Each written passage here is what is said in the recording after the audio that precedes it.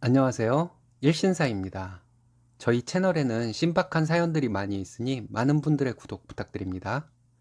이번 사연은 제사 음식을 다 하고 신혼부부의 저녁 식사까지 차리라고 한 시댁에 강력하게 할 말을 다한 며느님의 사연인데요.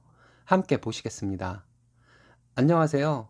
어머님과 신호 때문에 그리고 남편의 시댁에 치우친 중립적인 입장 때문에 이혼이라는 단어를 마음속에 100만 번을 새긴 사람입니다. 남편은 효자입니다. 자기 입으로는 절대 효자가 아니라고 말하지만 어느 누가 봐도 효자인 것은 확실해요. 신랑과는 대학 때부터 알고 지내는 사이였습니다. 졸업 후에 각자 취업을 해서 가끔 연락이나 주고받는 사이로 지내다가 30살이 다 되어서 자주 만나게 되고 사귀게 되어 결혼을 했습니다. 결혼 준비도 별 무리 없이 진행이 되고 결혼 전까지만 해도 좋은 시부모님을 만났다고 생각을 했었습니다. 하지만 결혼을 한 직후부터 정말 힘든 일이 많았습니다. 저희는 결혼할 때 시댁과 친정 양가 모두 경제 사정이 그저 그래서 양가에 조금씩 도움을 받고 반반 결혼을 했습니다. 신혼집은 대출 끼고 장만했고요. 결혼한 지 1년 반 정도 되었는데 아직 아이는 없고 맞벌이를 하고 있습니다. 신랑과 저 둘이 합쳐서 세후 600 정도 벌어요.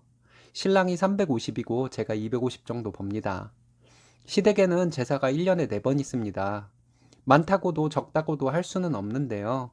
제사를 준비하러 시댁에 가면 저는 정말 하녀처럼 허리가 끊어져라 일만 합니다.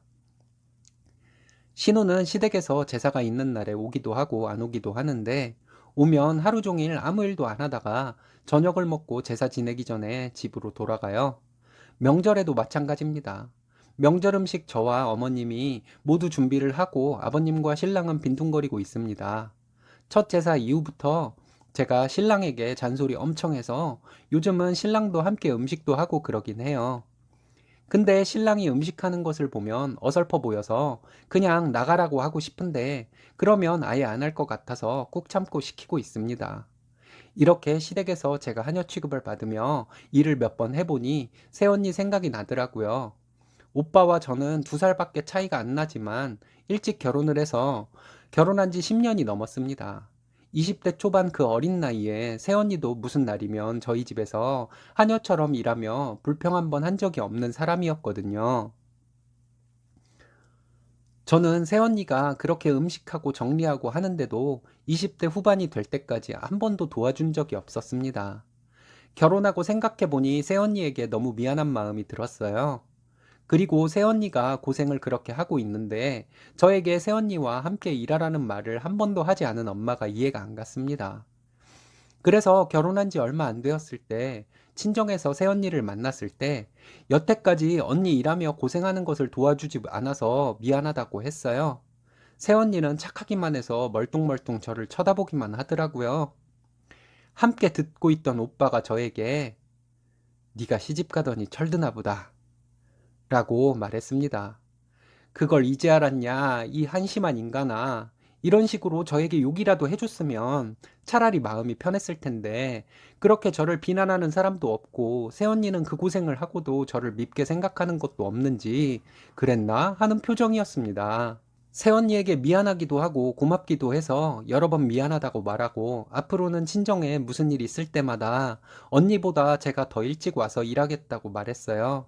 그리고 생각해보니까 엄마한테 좀 짜증이 나더라고요. 새언니랑 엄마 둘이서 그렇게 고생을 하고 있으면서 저도 좀 일을 시키고 그러지. 그 고생을 한 새언니가 차려준 밥이나 처먹고 있는 저에게 잔소리도 별로 안 한 것이 좀 원망스러웠습니다. 그래서 엄마에게 좀 짜증을 냈더니 딸년 귀하게 키우고도 원망 듣네. 네가 그렇게 해놓고 왜 내 탓을 해, 있냐나. 하시는 거예요. 엄마의 말에 할 말이 없어서 그냥 설거지나 하고 집으로 돌아왔습니다. 시댁에서 명절이나 제사 때 음식할 때 보면 신우는 정말 손가락 하나 까딱 안 해요. 친정에서 제가 새언니 고생할 때 아무것도 안 한 것과 마찬가지죠. 차이점이 있다면 새언니가 고생할 때 저는 어렸다고 변명을 할 수도 있겠지만 신우는 나이도 많고 결혼한 지도 꽤 오래되었는데 말이에요. 차례나 제사로 음식하러 시댁에 가면 어머님의 앓는 소리도 듣기 싫습니다. 일은 제가 거의 다 하는데 어머님은 죽겠다를 입에 달고 계세요. 일도 힘들고 한 자세로 한참 있으면 허리도 아픈데 어머님 앓는 소리를 하루 종일 들어야 하는 것도 참 곤혹스러워요. 얼마 전에 시증조모님 제사가 있었습니다. 친정에서 시댁에 가져다 주라고 챙겨준 포도 한 박스를 들고 시댁에 갔어요. 신혼애가 와서 시부모님 드시라고 싸가지고 간 등심 구워서 된장찌개도 끓이고 반주를 곁들여서 점심을 먹었습니다. 식사 후에 남편이랑 신우 남편은 당구를 친다고 밖으로 놀러 나갔고, 시어머니와 신우는 안방에서 낮잠 자고 쉬고 있고 저 혼자 계속 일했어요. 점심 먹은 후부터 저녁 먹는 시간까지 정말 잠시도 주방을 떠나지 못하고 일만 했네요. 여기까지는 좋다 이거예요. 함께 일하면서 앓는 소리 계속 하시는 어머니 옆에 안 계셔서 더 좋기도 했고요. 남편은 신우 남편과 오랜만에 만나서 좀 놀 수도 있는 것이고요. 근데 결혼도 했고 나이도 있는 신우가 어린 시절의 저와 같은 행동을 하니 정말 싫었습니다. 친정엄마가 저에게 했던 것처럼 어머님이 신우에게 제가 하는 일을 도우라고 하지 않는 것도 정말 싫었어요. 그래서 열이 올랐다 내렸다를 반복하면서 제사 음식을 다 하고는 조금 쉬려고 하니 어머님이 신우네 밥 차리라고 하시더라고요. 10분도 채 못 쉬고 된장찌개 끓이고 밥상 차리고 설거지까지 했습니다. 내가 무슨 이 집 몸종도 아니고 하루 종일 일하느라 힘들고 그래서 그런지 짜증이 확 밀려오더라고요. 설거지까지 끝내고 좀 있는데 포도가 먹고 싶다며 저에게 포도를 씻어달라고 하는 말에 제가 눈이 뒤집어졌습니다. 신우에게 직접 씻어다 먹으라고 했어요. 제가 최대한 참고 말한 것이었는데 제가 이미 마음속에서 폭발을 한 상태여서 목소리가 좀 짜증내는 투로 얘기를 했나 봐요. 신우는 저에게 좋게 말을 하면 되지 왜 짜증을 내냐며 저에게 따지듯이 말하더라고요. 그럼 제가 지금 짜증이 안 나게 생겼냐고 신우에게 말했습니다.